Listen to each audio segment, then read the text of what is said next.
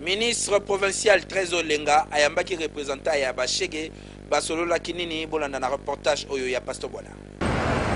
Ministre provincial ya environnement, conservation de la nature, paix, tourisme,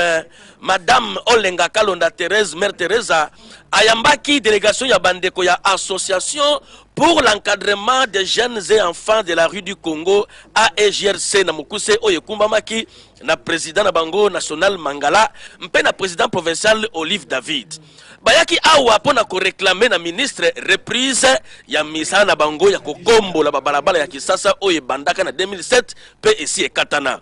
Tango Madame Olenga Kalonda Thérèse ayokaki bango avec beaucoup d'attention, mbala moko en bon responsable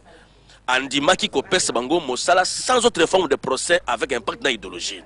Boyoka sikoyo tour à tour lokolo ya président Mangala pe ya ministre Olenga Kalonda Thérèse Mère Teresa. Mama lakisi kimote mama oboto na ye ya kibo mama vis-à-vis na biso bana na situation ya ba makambo nyonso oya mike tozalaki nango to expliquer na mama pe mama kanisi ko yanola biso na ba problème yango. Papa gouverneur moto atinda ingana ya babango boyebi démarche na